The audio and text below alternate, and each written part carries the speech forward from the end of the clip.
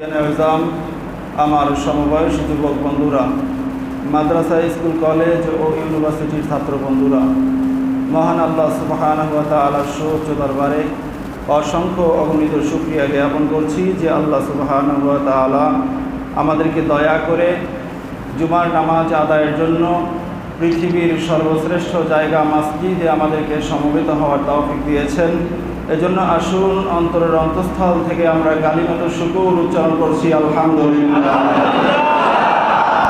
আমাদের পক্ষ থেকে এই মুহূর্তে আল্লাহ সুবহানাহু ওয়া তাআলা তার প্যারা হাবিব সাল্লাল্লাহু আলাইহি ওয়াসাল্লামের পবিত্র রওজায়ে আনোয়ারে অসংখ্য অগণিত দরুদ ও সালাম পৌঁছে দিন। আমরা সকলে বলি আমিন। দরুদ ও সালামের জবাব আমাদের জীবনে একটিবার হলেও আমাদেরকে কানে শোনার তৌফিক দান করুন আমিন। মুআজ্জাজ হাজিরিন, আপনারা অবগত আছেন বর্তমানে আমরা আরবি যে মাসটি অতিবাহিত করছি এই মাসের নাম হলো সফর মাস। আরবি ক্যালেন্ডার অনুযায়ী এই মাসটি হলো দ্বিতীয় মাস, সফর মাস। সফর শব্দটা আরবি শব্দ, সাদ ফা র। সফরুন শব্দের শাব্দিক অর্থ হলো খালি, শূন্য। আমরা 9 তারপরে 0 বলি, 0 বা 0197 মোবাইল নাম্বার বলি না, এই 0 এটাকে আরবিতে বলা হয় সফরুন। সৌদি আরবের মানুষেরা মোবাইল নাম্বার বলতে গেলে তারা তাদের আঞ্চলিকতার টানে তারা এটাকে বলে সেফরুন, মানে 0, খালি, শূন্য। এই মাসের নামকরণের পিছনে কারণ হলো, আমি আপনাদেরকে মুহররম মাসে শুনিয়েছিলাম যে আল্লাহ সুবহানাহু ওয়া তাআলা বছরে 12টি মাসের মাঝে 4টি মাসকে অনেক সম্মানিত করেছেন। তাহলে এই সফর মাসের আগের মাস কিন্তু হলো মুহররম মাস, নিষিদ্ধ মাস, সম্মানিত মাস। তো এই মাস যখন আসতো, মুহররম মাস যখন আসতো, তখন কুফফারে কুরাইশরা, বড় বড় মুশরিকরা যারা অনেক ধনী ছিল, তাদের মাঝে একটা প্রবণতা থাকতো যে তারা শিকারে বের হতো। মরুভূমিতে বিভিন্ন বড় বড় জঙ্গলে বিভিন্ন জায়গায় চলে যাইতো শিকার করার জন্য। তো যখন এই মুহররম মাস আসতো তখন তারা সবাই বাড়িতে ফিরে আসতো, তারা শিকার করতো না, যেহেতু এটা নিষিদ্ধ মাস, এটা সম্মানিত মাস, এটা হারাম মাস। কিন্তু যখন মুহররম মাস শেষ হয়ে যেত তখন প্রত্যেকটা বাড়ি থেকে যুবকগুলো, পুরুষগুলো, সব মানুষেরা দল বেঁধে বিভিন্ন জায়গায় শিকারে বেরিয়ে যেত। তা সব বাড়ি থাকতো পুরুষ থেকে শূন্য, খালি। এ কারণে আরবিতে এই সিজনটার, এই মাসটার নামকরণ করা হয়েছে সফর, মানে হলো শূন্য, খালি, মানে প্রত্যেকটা ঘর পুরুষ থেকে শূন্য। বলুন না এই কারণে এই মাসের নাম সফর। এখন এই যে সফর মাস, এই সফর মাসটা ইতিহাস পর্যালোচনা করলে, তাফসির এবং তাশরিহ বেশি বেশি মোতালা করলে পাওয়া যায় পৃথিবীর ইতিহাসে নবী রাসূলদের উপরে এবং নবী রাসূলদের অনুসারীদের উপরে আল্লাহ সুবহানাহু ওয়া তাআলা যত বিপদ দিয়েছিলেন, বেশিরভাগ বিপদ এই সফর মাসে আল্লাহ তাআলা দিয়েছিলেন। এই কারণে রহমাতুল লিল আলামিন রাসূল কারীম সাল্লাল্লাহু আলাইহি ওয়াসাল্লাম বলেছেন যে কেউ যদি আমাকে সফর মাস শেষ হওয়ার সংবাদটা দেয়, যে ইয়া রাসূলুল্লাহ, ইয়া হাবিবাল্লাহ, আজকের তো সফর মাস শেষ, নবীজি আমার বলেন, আমি ওই ব্যক্তিকে জান্নাতের সুসংবাদ দিব। বলুন না। তাহলে মাসটা কত ভয়াবহ মাস।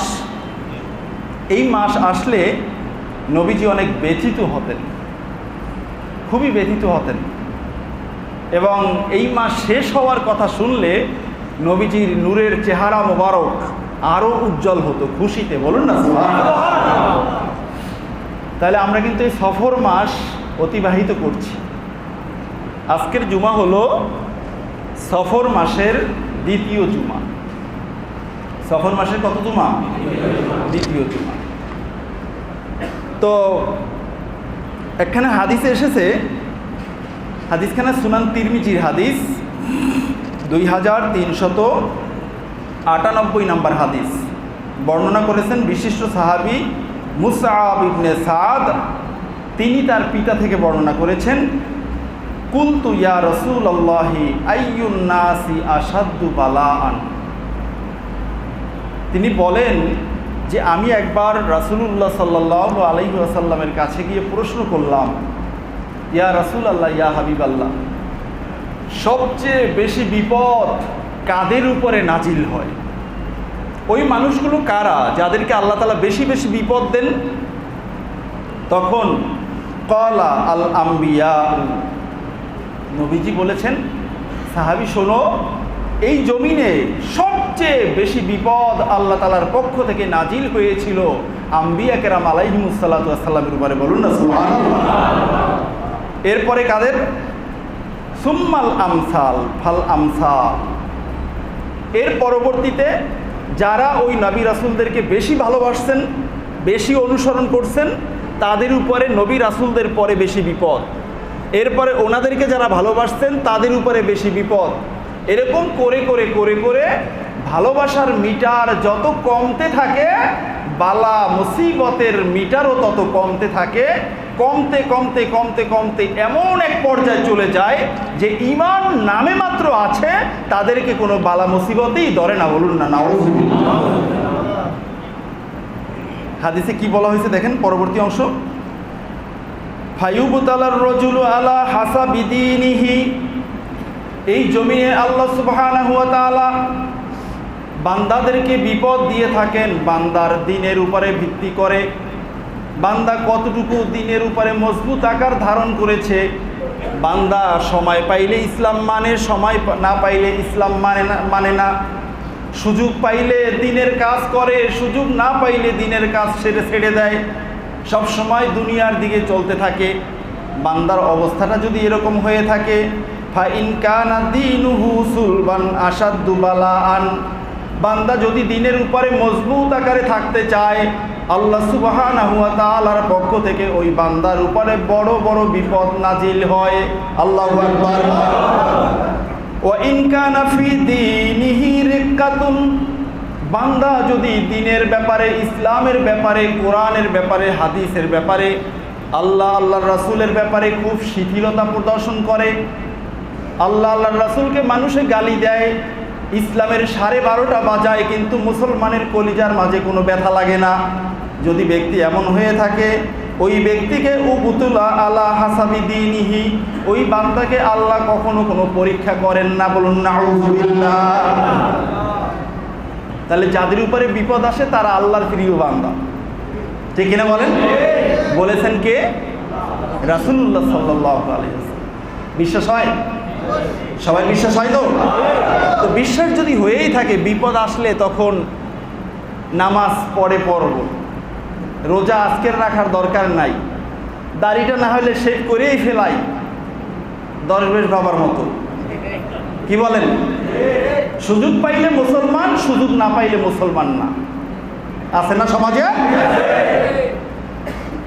আল্লাহ রাসূল সাল্লাল্লাহু আলাইহি ওয়াসাল্লাম বলেছেন, ফামা ইয়াবরহুল বালাউ বিল আবদি হাত্তা ইয়াতরুকাহু ইয়ামশি আলাল আরদি মা আলাইহি খাতিয়াতুন।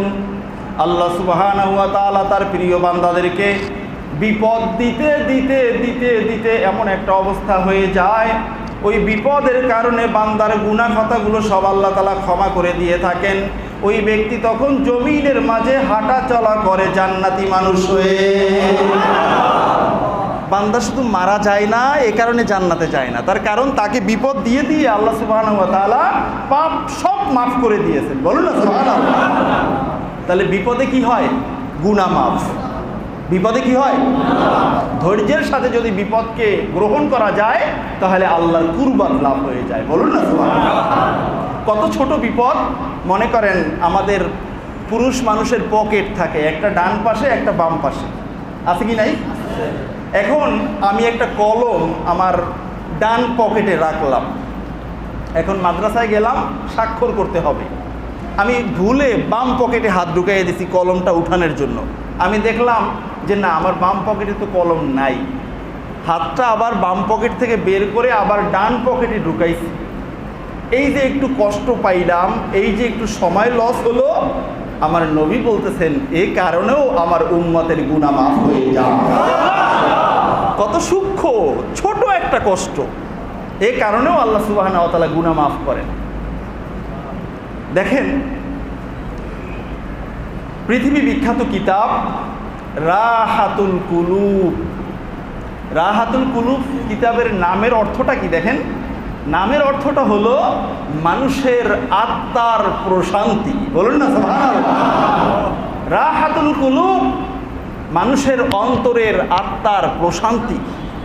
এই কিতাবটা লিখেছেন পৃথিবী বিখ্যাত মুহাদ্দিস এবং পৃথিবী বিখ্যাত আল্লাহর ওলি খাজা নিজামউদ্দিন আউলিয়া রহিমাহুল্লাহু তাআলা। খাজা নিজামউদ্দিন আউলিয়া রহিমাহুল্লাহু তাআলা ওনার এই রাহাতুল কুলুব কিতাবের মাঝে উনি বর্ণনা করেছেন আল্লাহ সুবহানাহু ওয়া তাআলা প্রত্যেক বছর 2 লক্ষ মুসিবত আসমান থেকে জমিনে নাজিল করেন। নাউজুবিল্লাহ বলেন। কয় লক্ষ বলেন? 2 লক্ষ। একটার দুইটা নয়, এই জমিনবাসীর জন্য বছরে আল্লাহ তাআলার পক্ষ থেকে 2 লক্ষ মুসিবত বাজেট করা হয়। এই 2 লক্ষ মুসিবতের মাঝে 1,20,000 মুসিবত দেওয়া হয় শুধুমাত্র একটি মাসে, আর সেই মাসটি হলো সফর মাস। সেই মাসটির নাম কি? সফর মাস। 2 লাখের মাঝে 1,20,000, বাকি থাকে কত? 80,000। ওই 80,000 বাকি 11টি মাসে থাকে। তাহলে সফরের মাঝে বিপদ বেশি না কম? সবাই বলেন বেশি না কম? আপনি আমি কতটুকু পেয়েছি? যতটুকু পেয়েছি ততটুকু মুসলমান, যতটুকু পেয়েছি ততটুকু মুসলমান। আর বিপদ বলতে শুধু রাজপথের বিপদ তা নয়, শুধু ওখানে সীমাবদ্ধ নয়। আগেও আমি উদাহরণ দিয়েছি হাদিস থেকে যে ডান পকেটের জিনিস বাম পকেটে আপনি গ্রহণ করার জন্য হাত দিয়েছেন, এখানে যে কষ্টটুকু পেয়েছেন এই কারণেও বিপদ আপনার দূর হবে। কেউ কেউ বিপদে আছে নিজের বউকে নিয়ে, আছে না নাই? কেউ কেউ বিপদে আছে নিজের সন্তানকে নিয়ে, কেউ কেউ বিপদে আছে প্রতিবেশীকে নিয়ে, কেউ কেউ বিপদে আছে নিজের ভাইকে নিয়ে। আছে না এরকম? যদি মোমেন হয়ে থাকে, ব্যক্তি নামাজি হয়ে থাকে, এই প্রত্যেকটা বিপদে তার গুনাহ মাফ হয়ে যায়। বলুন না সুবহানাল্লাহ। এই জন্য রাহাতুল কুলুবের মাঝে এসেছে যখন সফর মাস আসবে আল্লাহর প্রিয় বান্দাদের অভ্যাস হবে এই মাসে বেশি বেশি ইবাদত বন্দেগী করা। সুবহানাল্লাহ। বেশি বেশি ইবাদত বন্দেগী করতে হবে, কারণ ইন্না রহমাতাল্লাহি করিবুম মিনাল মুহসিনিন। আল্লাহ তাআলার ঘোষণা। আল্লাহ তাআলার রহমত আপনি পেতে চান, আল্লাহ তাআলার নির্দেশিত পথে আপনি কাজ করে যান। বলুন না সুবহানাল্লাহ। আল্লাহ তাআলার নির্দেশ মেনে চলি, বেশি বেশি ইবাদত বন্দেগী করি, গুনাহের কাজ ছেড়ে দেই, আল্লাহ তাআলার রহমত আমার সাথে বেশি বেশি থাকবে। বলুন না সুবহানাল্লাহ। আরে বিপদ আসলে ধৈর্য ধারণ করতেও তো আল্লাহর রহমত লাগে। কি বলেন? বিপদ আসলে ধৈর্য ধারণ করতেও কি লাগে? আল্লাহ তাআলার রহমত লাগে। আল্লাহ তাআলার রহমত ছাড়া যত বড় চ্যাপ্টা বেটা হোক কেউ ধৈর্য ধরতে পারে না, যার ভুরি ভুরি প্রমাণ গোটা পৃথিবীতে আমাদের দেশ সহ আছে কি নাই? সময় মতো ছেড়ে দেয়, আর টিকে থাকতে পারে না। ঠিক কিনা বলেন? দেখেন, এই কারণে এই কিতাবের মাঝে এসছে বান্দা বেশি বেশি নেক আমল করবে, ভালো আমল করবে। আর এর পাশাপাশি একটা দোয়া এখানে উল্লেখ আছে, যেই দোয়াটা বারবার পড়ার জন্য বলা হয়েছে। আমি আপনাদেরকে একটু বলে রাখি, খাজা নিজামউদ্দিন আউলিয়া রহিমাহুল্লাহ তাআলার নাম বললে অনেকে মনে করে আমাদের সমাজে যে পীর আউলিয়ারা আছে তথাকথিত, তাদের মতো পড়ালেখা না করুয়া পীর। আসলে মূলত ব্যাপারটা এরকম নয়। খাজা নিজামউদ্দিন আউলিয়া রহিমাহুল্লাহ তাআলার জীবদ্দশায় ওনার চেয়ে কোনো বড় আলেম পাক ভারত উপমহাদেশ ছিল না, বলুন না আল্লাহু আকবার। সমসাময়িক সময়ের যে কোনো মুহাদ্দিস ওনাকে দেখলে রাস্তার পাশে নেমে দাঁড়াইতো, বলুন না সুবহানাল্লাহ। কারণ জগৎ বিখ্যাত মুহাদ্দিস, উনি আসতেছেন এই রাস্তা দিয়া। আমি মুহাদ্দিস হতে পারি, আমি শাইখুল হাদিস হতে পারি, কিন্তু এই রাস্তায় দাঁড়ানোর ক্ষমতা আমার নেই। ওনার সম্মানার্থে আমি রাস্তার বাহিরে গিয়ে দাঁড়াই, বলুন না আল্লাহু আকবার। এমন উঁচু পর্যায়ের আলেম ছিলেন। উনি ওনার কিতাবের মাঝে লিখছেন একটা দোয়া, আমি একবার শুধু পড়ি, একটু খেয়াল করে শুনবেন। বিসমিল্লাহির রহমানির রহিম। আউযু বিল্লাহি মিন হাযাজ জামানি ওয়াস্তাঈযুহু মিন শুরুরিল আজমান। আউযু বিকা বিজালালি ওয়াজহিকা ওয়া কামালি কুদুসিকা আন তাহরিসনি মিন মুফসিদিস সানাতি ওয়াকিনি মিন শাররি মা কদাইতা ফিহা ওয়া আকরিমনি আখতিমহু বিসসালামাতি ওয়াস সাআদা লি আহলি ওয়া আউলিয়াই ওয়া আকরিবাই ওয়া জামিই উম্মতি মুহাম্মাদিন সাল্লাল্লাহু আলাইহি ওয়াসাল্লাম। সকলে বলুন আমিন। এখানে অনেকগুলো ভালো ভালো দোয়া করা হয়েছে। উনি বলছেন এই দোয়াটা তোমরা সফর মাসে বারবার পড়বে, আল্লাহর কাছে আশ্রয় চাইবে। তার কারণ আমরা তো দুর্বল, খুলিকাল ইনসানু দাঈফা। মানুষকে তো অনেক দুর্বল করে আল্লাহ তাআলা সৃষ্টি করছেন।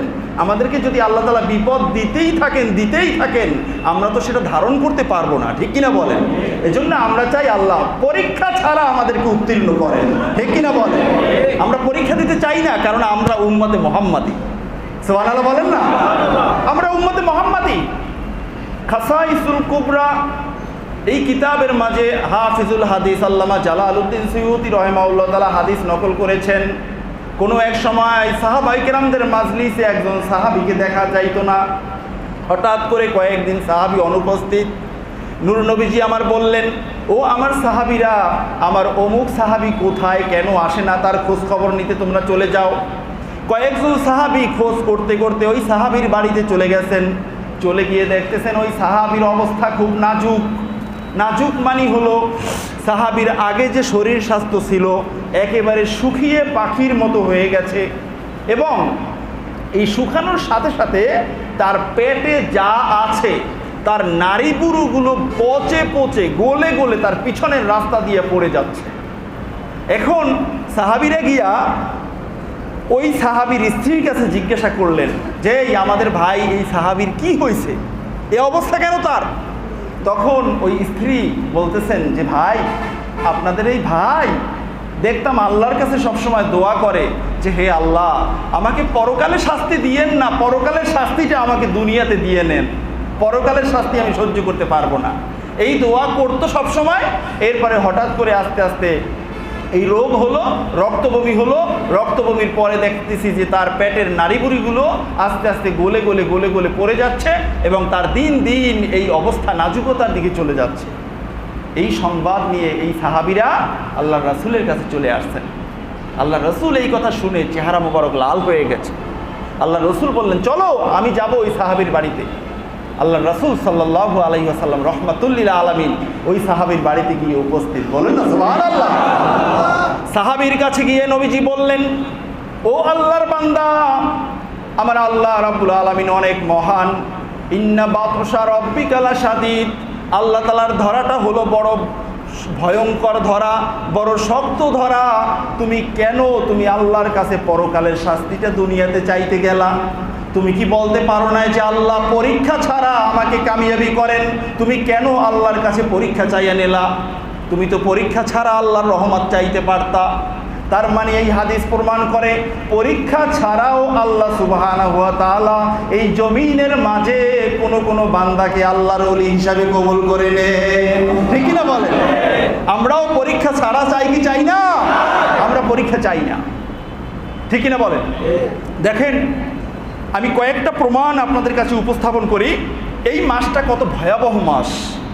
এই মাসের মাঝে আমাদের বাবা আদম আলাইহিস সালাতু ওয়াস সালাম ওই যে জান্নাতে ছিলেন, আল্লাহ তাআলা বলছেন, ওয়ালা তাকরাবা হাযিহিস শাজারা, ও আদম এবং তোমার স্ত্রী, তোমাদের দুইজনকে আমি এখানে থাকতে জায়গা দিলাম, কিন্তু সাবধান, ওই গাছের ধারে কাছেও যেও না।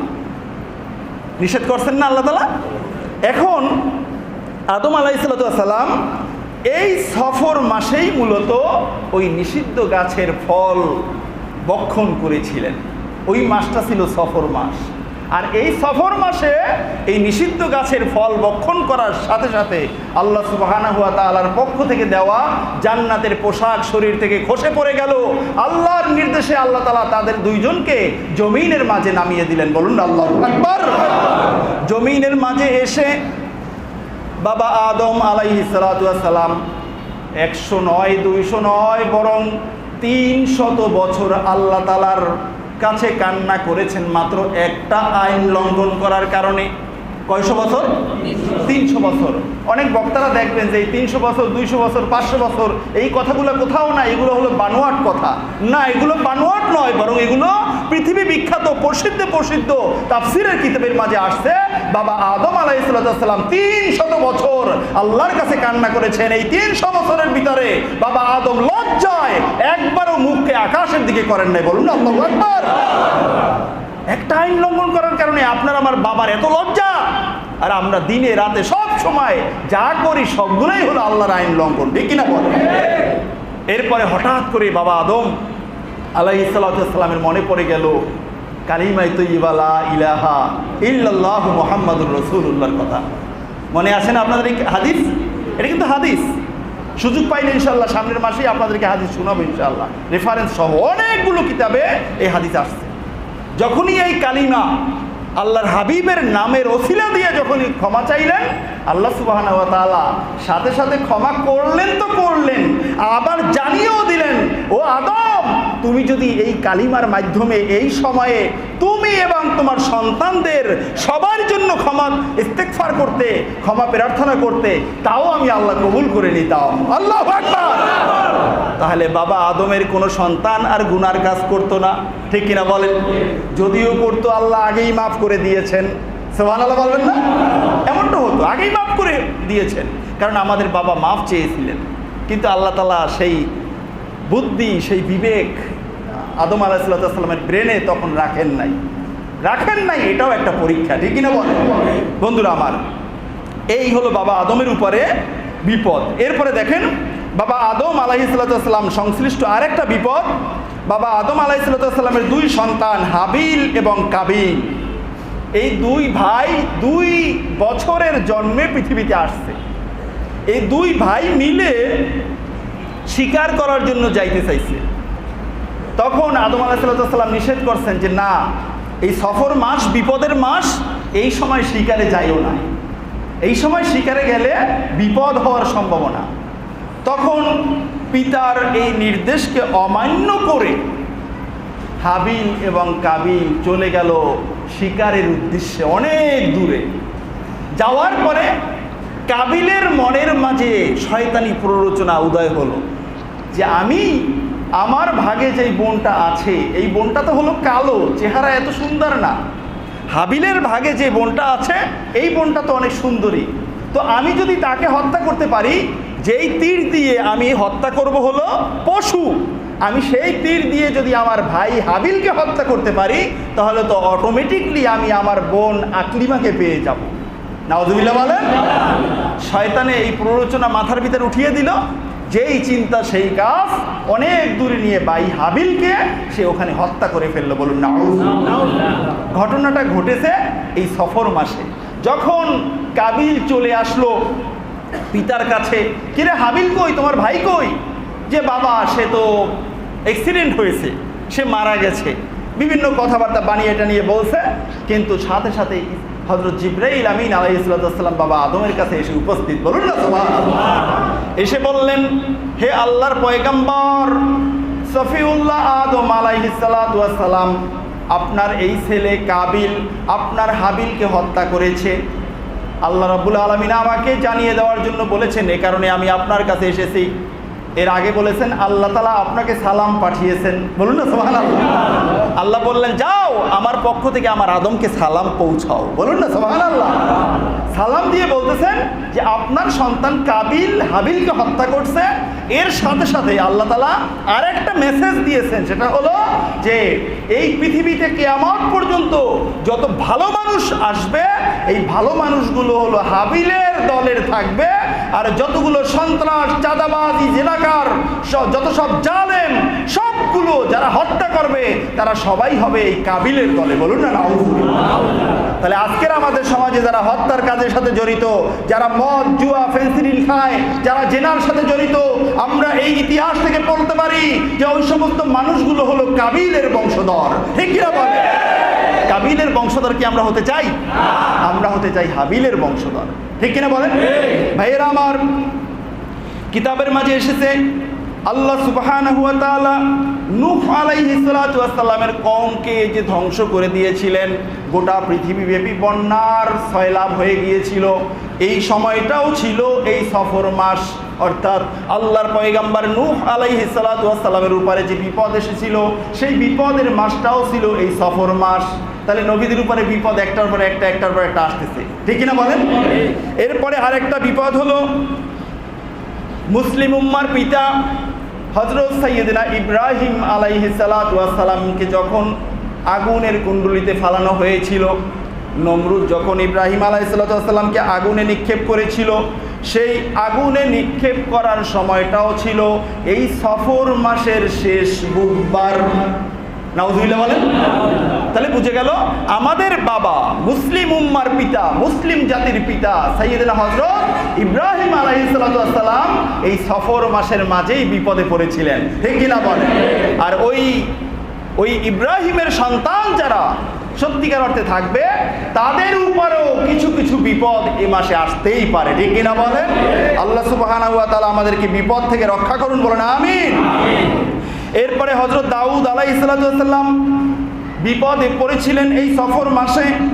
এমনকি হযরত ইউনূস আলাইহিস সালাতু ওয়াস সালামকে যে মাছ ভক্ষণ করেছিল সেই ঘটনাও ঘটেছিল এই সফর মাসে। ইউনূস আলাইহিস সালাতু ওয়াস সালাম নৌকায় করে জাহাজে করে কোথাও যাচ্ছিলেন, বহু দূরে চলে যাবেন, জালেম সম্প্রদায়ের কাছে আর থাকবেন না। পথিমধ্যে আল্লাহর নির্দেশে সাগরের মাঝে ঝাঁপ দিয়ে পড়লেন। এই সময়টাও ছিল এই সফর মাস, বলুন না আল্লাহু আকবার।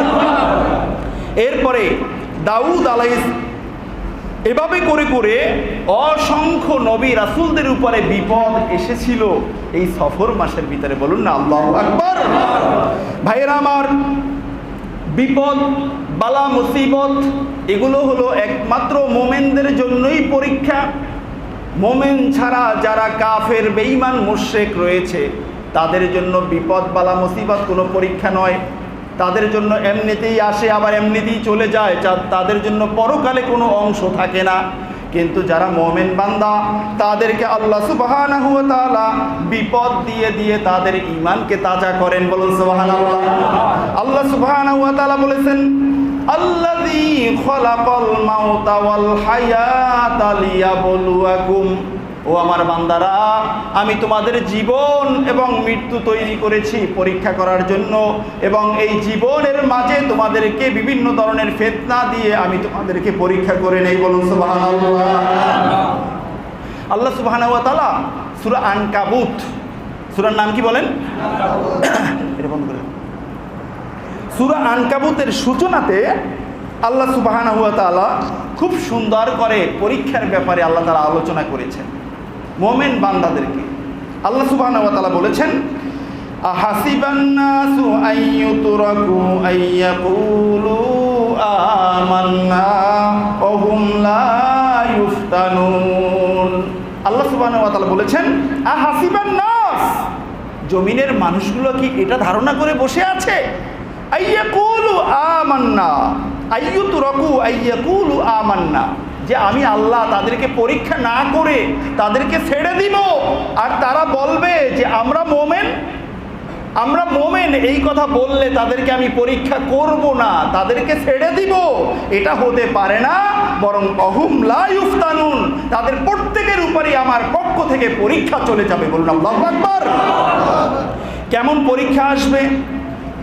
ওয়ালাকাদ ফাতান্নাল্লাযীনা মিন ক্বাবলিহিম, যেই পরীক্ষা এসেছিল ও হাবিব আপনার পূর্ববর্তী যত নবী রাসূল এসেছিলেন এই জমিনে, তাদেরকে যারা অনুসরণ করছেন তাদের প্রত্যেকের উপরেই আমি আল্লাহর পক্ষ থেকে পরীক্ষা চাপিয়ে দিয়েছিলাম, ফিতনা চাপিয়ে দিয়েছিলাম, মুসিবত চাপিয়ে দিয়েছিলাম। তার কারণ ছিল একটাই, ফালা ইয়ালামান্নাল্লাহুল্লাযীনা সাদাকু। আমার আল্লাহ বলছেন, আমি আল্লাহ জানতে চাই বান্দা যে বলল আমানতু বিল্লাহ, আমি আল্লাহর উপরে ঈমান এনেছি, এই কথাটা কতটুকুন সত্য, সে যদি আমার বিপদের উপরেও ঈমান নিয়ে থাকতে পারে তাহলেই আমি আল্লাহ বুঝতে পারবো যে তার মুখের কথা এবং তার ঈমান ঠিক আছে। বলুন না সুবহানাল্লাহ। আর যদি ওয়ালা ইয়ালামান্নাল কাযিবিন, আর যারা বলবে আমরা ঈমান এনেছি আল্লাহর উপরে, কিন্তু আমি আল্লাহর পক্ষ থেকে কোনো বিপদ বালা মুসিবত কোনো ফিতনা আসলে তখন তারা আমি আল্লাহকে ভুলে যাবে, আমার পক্ষ থেকে নবীকে ভুলে যাবে, রাসূলকে ভুলে যাবে, ইসলাম ভুলে যাবে, দ্বীনকে ভুলে যাবে। যদি এমনটাই হয়ে থাকে তাহলে আমি তাদেরকে মুনাফিক হিসাবে গ্রহণ করব। বলুন নাউযুবিল্লাহ। তাহলে এই আয়াতে কারিমার মাধ্যমে আমরা বুঝতে পারি যে বিপদ আপদ বালা মুসিবত গোটা পৃথিবী ব্যাপী আজকের বিভিন্ন ধরনের মুসলিম উম্মাকে পরীক্ষা করার জন্য বিভিন্ন পরীক্ষা আছে কি নাই? সবাই বলেন আছে কি নাই? গোটা বিশ্বের মাশরিক থেকে মাগরিব পর্যন্ত, শিমাল থেকে জুনুব পর্যন্ত সব জায়গায় দেখবেন মুসলমানদের ঈমানকে হরণ করার জন্য বিধর্মীদের পক্ষ থেকে সবগুলো পায়তারা করা হয়। ঠিক কিনা বলেন? এমনকি সরাসরি তাক করে যে তুমি বলো তুমি ইসলাম ছেড়ে দেবে তাহলেই তুমি নিরাপদে থাকবে, অন্যথায় তোমার জীবন নাশ করে দিব। আছে কি নাই? এদের পক্ষ থেকে বিভিন্ন জায়গায়, দেশের বিভিন্ন আনাচে কানাচে, পৃথিবীর বিভিন্ন আনাচে কানাচে সুদ ঘুষ নেশা মদ জুয়া জেনা দুর্নীতি চাঁদাবাজি বিভিন্ন ধরনের পায়তারা তাদের পক্ষ থেকে বিভিন্ন জায়গায় ছড়ানো ছিটানো আছে কি নাই? আমাদের দেশে আছে কি নাই?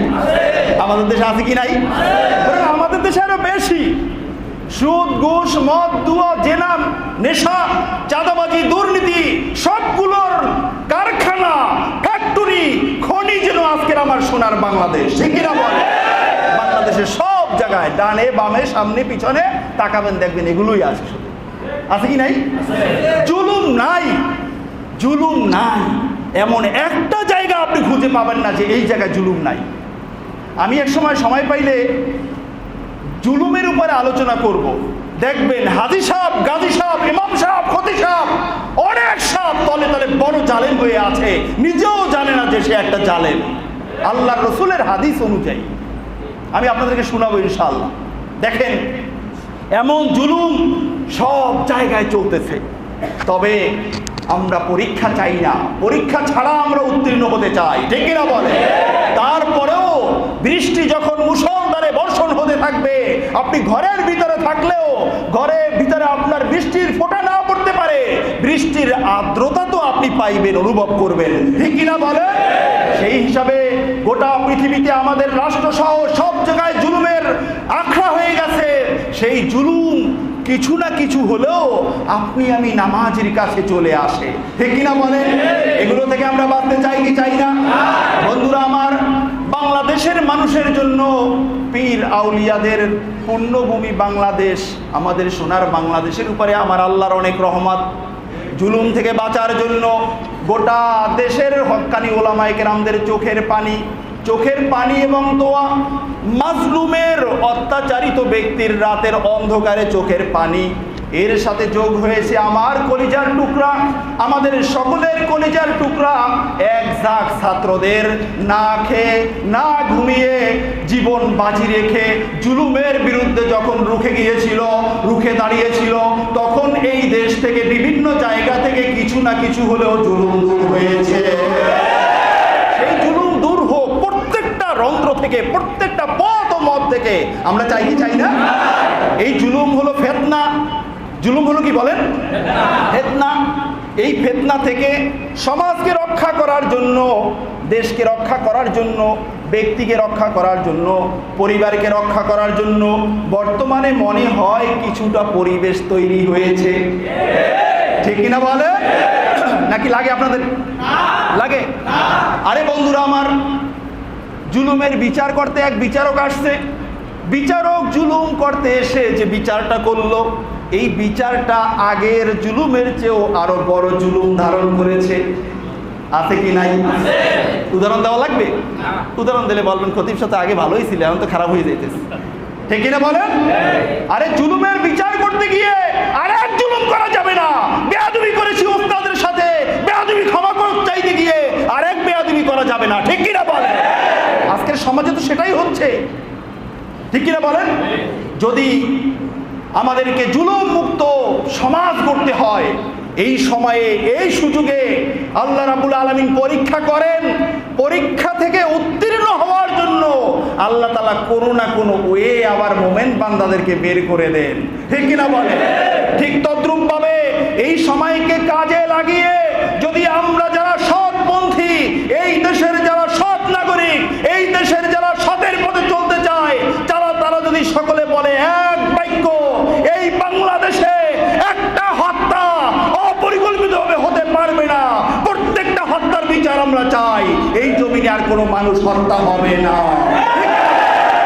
এই কথা যদি আমরা জোরালোভাবে বলি, আমাদের যদি মনের দাবি হয়, বিশেষ করে যারা বড় বড় আমলা কামলা রয়েছে, যারা সত্য কথা বলে, তাদের বক্তৃতা এবং কাজ যদি এক হয়ে থাকে, আমরা বিশ্বাস করব সোনার বাংলাদেশে একটা মানুষ আর গুলিবিদ্ধ হবে না, খুন হবে না।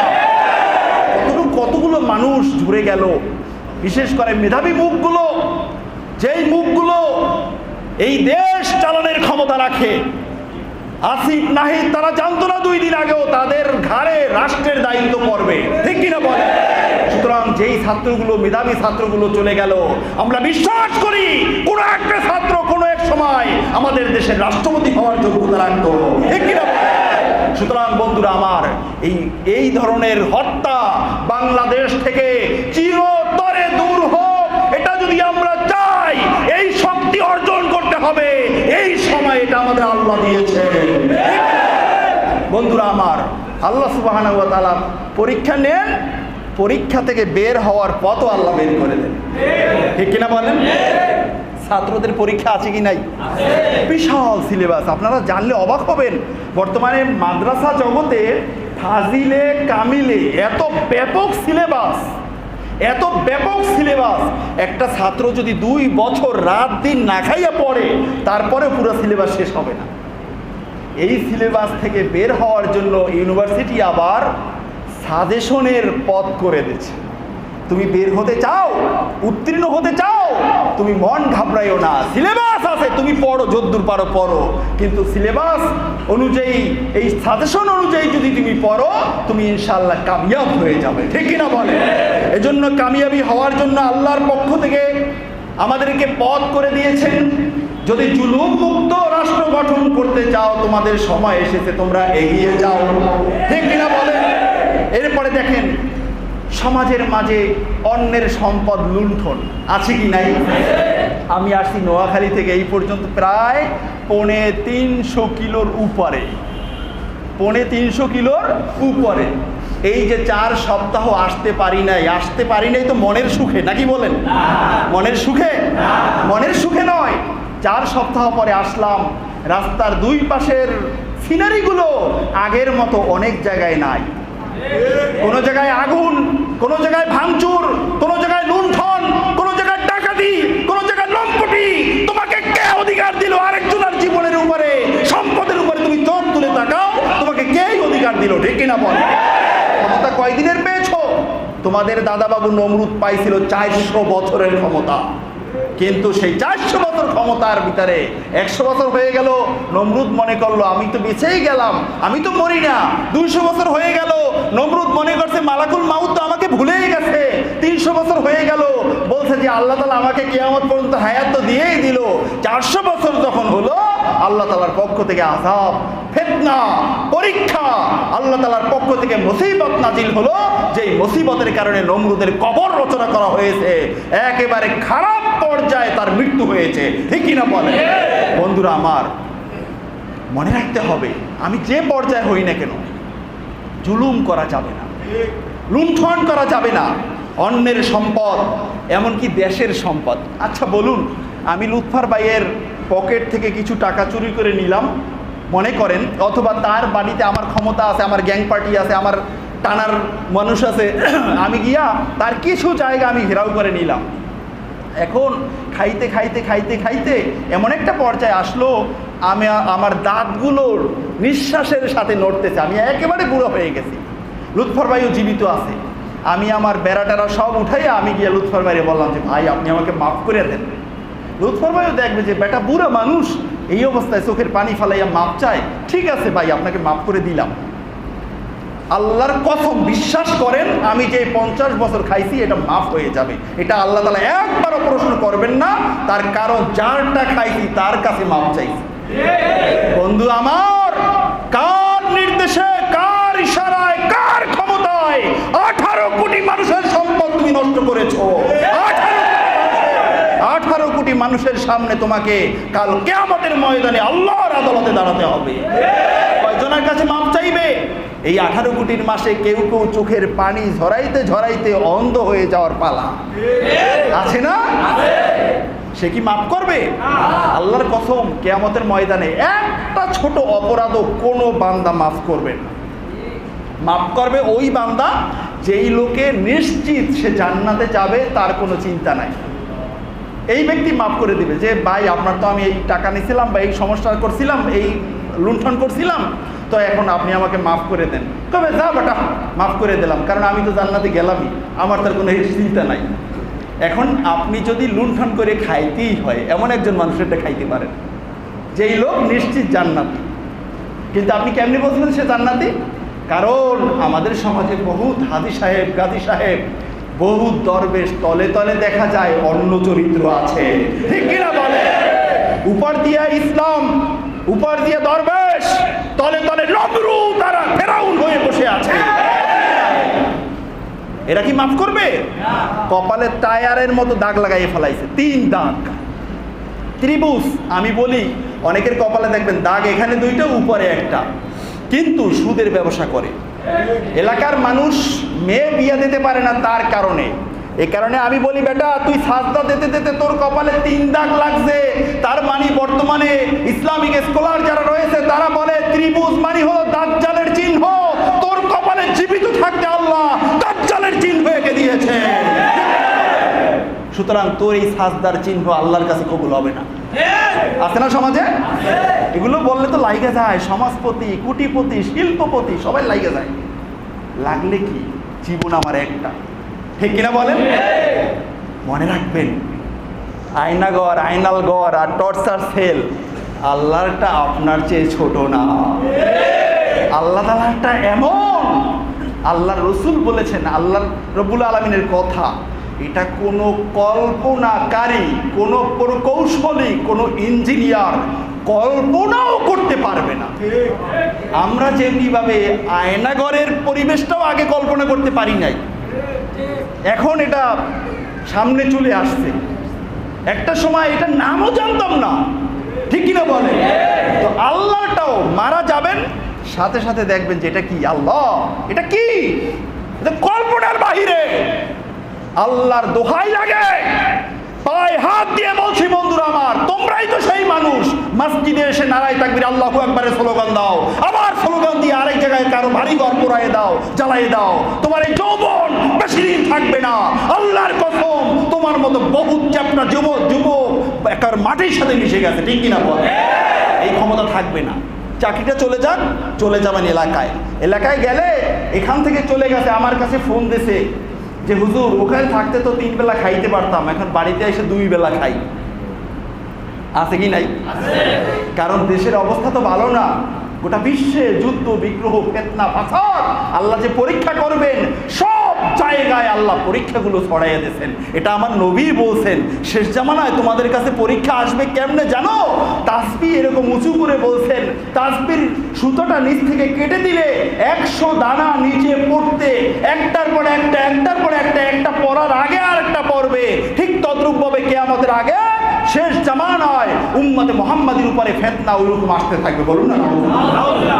তাহলে আমরা সেই দৃশ্য দেখতে পাইতেছি কি না?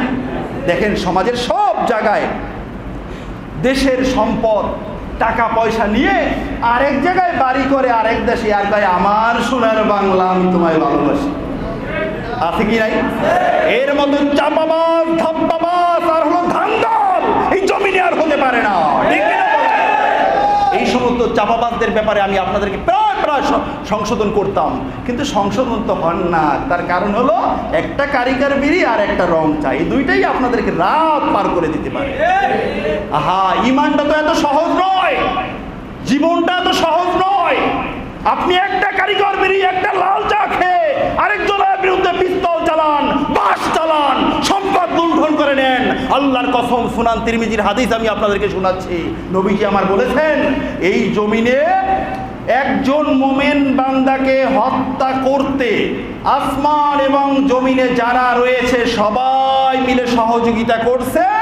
কাল কিয়ামতের ময়দানে আল্লাহ সুবহানাহু ওয়া তাআলা ওই হত্যাকৃত মুমিন বান্দাকে জান্নাত দিয়ে আসমান জমিনে যারা আছে সবাইকে আল্লাহ জাহান্নামে দিতে মোটেও পরোয়া করবেন না। নাউযুবিল্লাহ।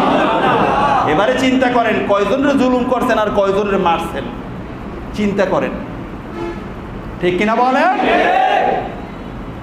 তার মানেটা কি? আল্লাহ রাসূলের এই হাদিসের মানে কি? আসমান জমিনে কারা আছে? মিনাল জিন্নাতি ওয়ান নাসি ওয়াল মালাইকা, তিনটা জাত, মানুষ, জিন এবং ফেরেশতা, ঠিক কিনা বলেন? সবাই এই তিন গ্রুপ মিলে একজন মুমিনকে হত্যা করছে অন্যায়ভাবে। আল্লাহ বলছেন এই তিন গ্রুপ সবগুলোর আমি জাহান্নামে দিব, আর ওই নিহত ব্যক্তিকে আমি জান্নাত দিয়ে দেব। আমাদের দেশে তো কোনো হত্যা নাই, আছে না? নাই। হত্যার ধরন যে কত হাজার আল্লাহই ভালো জানে, ঠিক না বলেন? বন্ধুরা আমার, তাহলে আমাদের এই সময়ে আমাদের এই ফিতনা থেকে বাঁচতে হলে আমাদেরকে আগাতে হবে কি হবে না? ফিতনার আরেক সাইড হলো আমাদের খাদ্য বাজারের সিন্ডিকেট, কালোবাজার। এটা থেকে যদি বাঁচতে হয় আল্লাহ তাআলার পক্ষ থেকে যে সুযোগ দেওয়া হয়েছে এই সুযোগ কাজে লাগাতে হবে। ফেসবুকে সব কিছুর দাম কমছে, বাজারে গেলে দেখা যায় কিছু কিছু কমছে, বাকিগুলা ঠিকই আছে। আছে কি নাই? আবার আরেক গ্রুপ ফুলের মধু এক ভ্রমরে খাইয়ে গেছে, আরেক ভ্রমর আবার মোছে তেল দিতেছে। আছে কি নাই? জনগণ সচেতন, এই সমস্ত ধাপ্পাবাজদেরকে জনগণ চেনে, ঠিক কিনা বলে? এজন্য বন্ধুরা আমার, যারা হকপন্থী, আপনি হন আওয়ামী লীগ, হন বিএনপি, হন জামাত, হন তাবলীগ, হন আম পাবলিক, যদি আল্লাহর বান্দা হয়ে থাকেন হকের পথে বলতেই হবে, হকের পথে চলতেই হবে, ঠিক কিনা বলে? আল্লাহ রাব্বুল আলামিন আমাদেরকে কবুল করুক, বলেন আমিন। কালোবাজারি করতে করতে, টেন্ডারবাজি করতে করতে, জমা করতে করতে মাল, গরিবের খানার কিচ্ছু পাই না, খালি আলু ভর্তা আর ডাল দিয়ে খাই, এটারে পর্যন্ত কালোবাজারিতে নিয়ে গেছে, ঠিক কিনা বলে? তাহলে গরিব বাঁচবে কেমনে? তোমার মতো ধনী বের হইলে হাজার কোটি কোটি টাকার গাড়ি দিয়ে বের হও, আল্লাহ চোখের সামনে দেখাই দিয়েছে, বেটা তোমার সম্পদ ছিঁড়া লঙ্গি, ছিঁড়া গেঞ্জি, দাড়িটাও নাই, ঠিক কিনা বলে? আল্লাহ দেখাই দিয়েছে। বলবেন হুজুর এত চেতেন কেন? এতটা যদি না চেতি আল্লাহর গজব আরো আগে আসতো, যদি হুজুররা না চেত আগে আসতো। সুনান তিরমিজি থেকে আরেকখানা হাদিস শুনাই।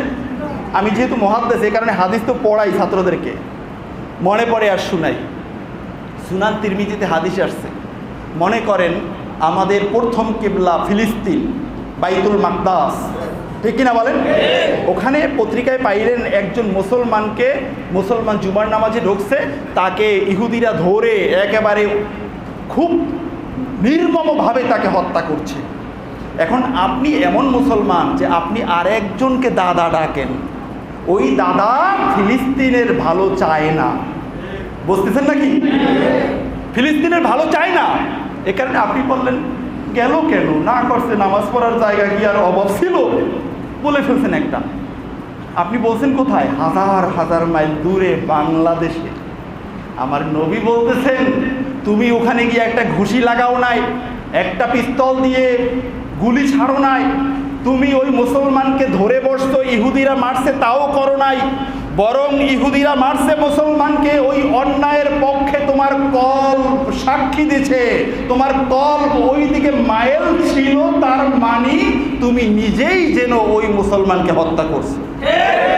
আবার তার বিপরীতে ওখানে হত্যা হচ্ছে, আমি পছন্দ করি না, আমি এগুলো ভালো জানি না, যদি আমার কলিজে এমনটা থাকে, আল্লাহ রসুল বলেছেন ওই জায়গায় উপস্থিত থেকে যেন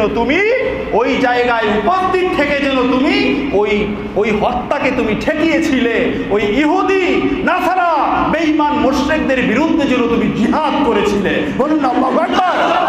এই কারণে মুসলমান বাঁচলেও লাভ, মরলেও লাভ, পরীক্ষা আসলেও লাভ, পরীক্ষা না আসলেও লাভ। মুসলমান হলো খেজুর গাছের মতো। উদাহরণ আপনাদেরকে শুনেছি না পিছনে? এটার কোনো ক্ষয় নাই, লয় নাই, কোনো ভয় নাই। সুবহানাল্লাহ বলেন না? ভাইয়েরা আমার, যদি আমাদেরকে এই সমস্ত ফিতনা থেকে বাঁচতে হয়, আমাদের উঁচু পর্যন্ত লোকগুলো হতে হবে যোগ্যতা সম্পন্ন। অযোগ্যদেরকে সরিয়ে দেওয়ার জন্য আল্লাহর রহমত কাজে লাগাতে হবে।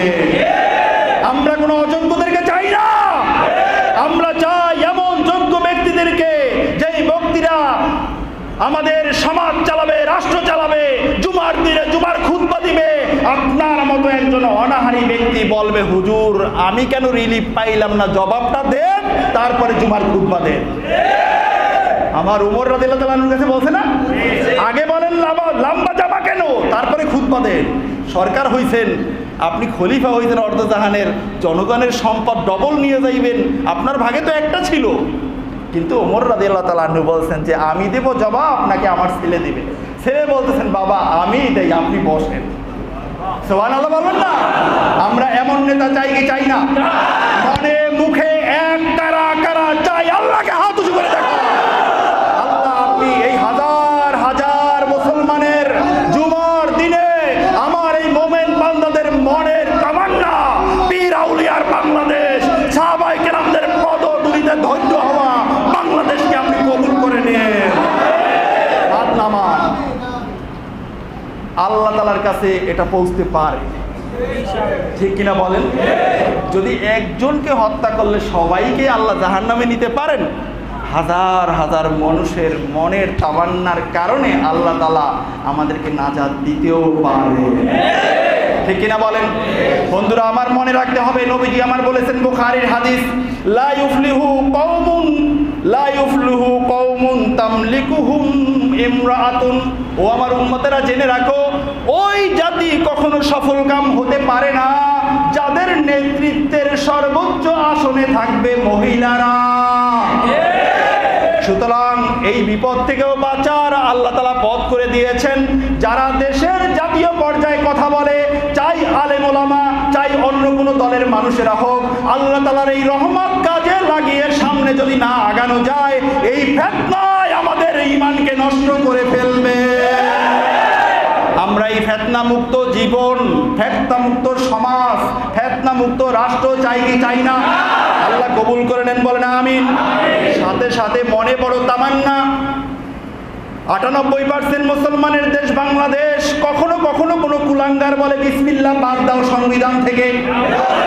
আবার আমাদের মুসলমানদেরকে মেরে ফেলে অন্য ধর্মের কোনো মানুষকে মারলে হয় মানবতা বিরোধী কাজ, অথচ মুসলমানদেরকে মারলে কোনো বিচার হয় না। ইসলাম নিয়ে, মুসলমান নিয়ে আমার কলিজার টুকরা জীবনাধিক প্রিয় আমার নবীকে নিয়ে কত কুলাঙ্গার গালি দিল, কারো কোনো বিচার হলো না। এই কারণে এই রহমান কাজে লাগিয়ে আমাদের মনের দাবি হলো সংবিধান ইসলামী আওতায় এনে পরিবর্তন করতে হবে, ঠিক কিনা বলেন? ওখানে আইন থাকতে হবে, ইসলামের বিরুদ্ধে কেউ বললে তার এই শাস্তি। ওখানে আইন থাকতে হবে, কাদিয়ানীরা কাফের। ওখানে আইন থাকতে হবে, টুপি দাড়ি জুব্বা লয়ে দরবেশদের মতো যারা ইসলামের 12:30 বাজায়, তারা মুসলমান নয়, তারা মুসলমান নামক মুনাফিক। যদি বিচার থাকতো, আল্লাহর কসম করে আমি বলছি আপনাদেরকে, কত সময় তো শেষ, অনেক সময় হয়ে গেছে। মিল ফ্যাক্টরি নাকি বন্ধ নাকি? দেখি কার কার খোলা আছে। বৃষ্টি তো পড়তেছে নাকি? আমি এই হাদিসটা বলেই শেষ করবো। দেখেন কি বলতেছিলাম, পেটেন থেকে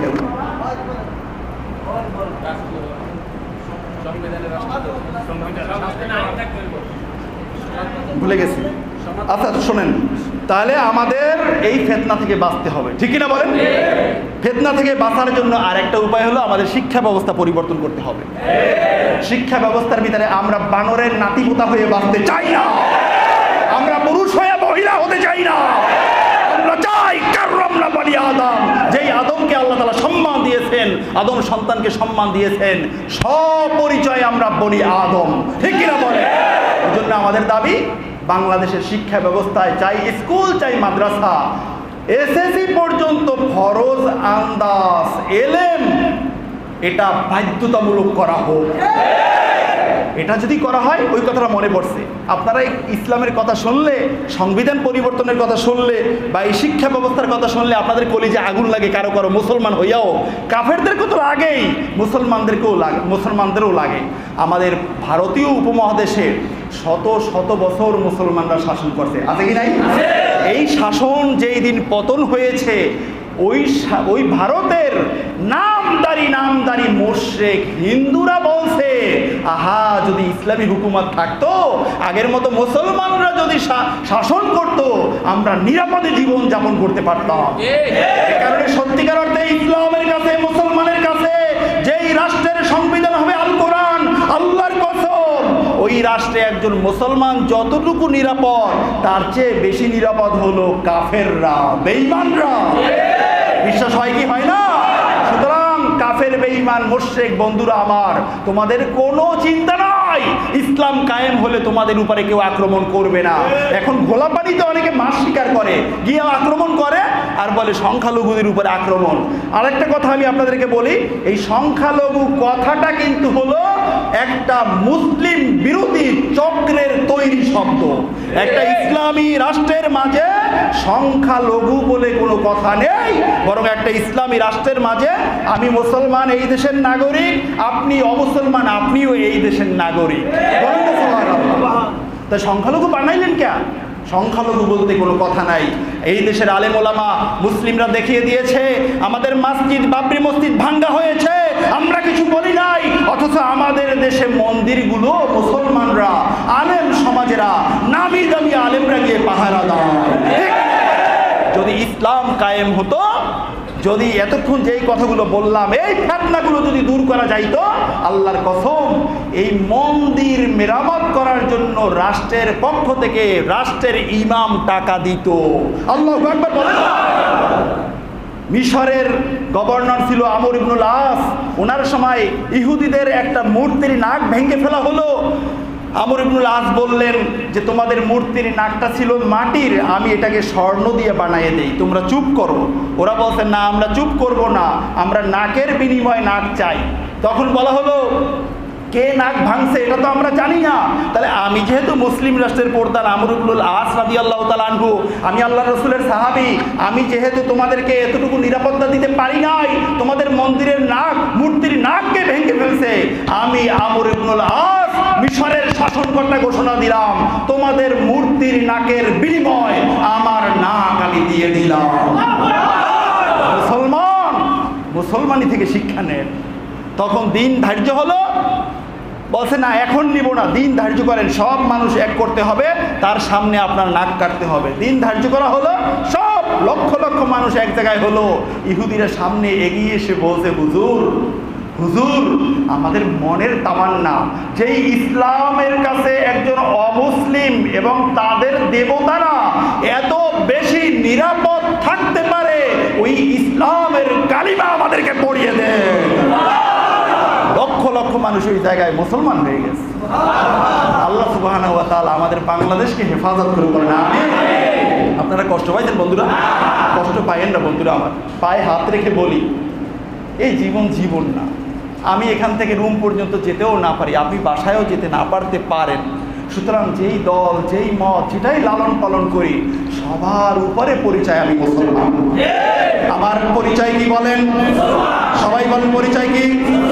আমার ধর্মের নাম ইসলাম, ঠিক কিনা বলেন? সুতরাং ইসলামের বাহিরে, মুসলমানের বাহিরে কোনো ভালোবাসা, আবেগ আমাদের থাকতে পারে না। আল্লাহ সুবহানাহু ওয়া তাআলা আমাদের সকলকে কবুল করে বলুন আমিন।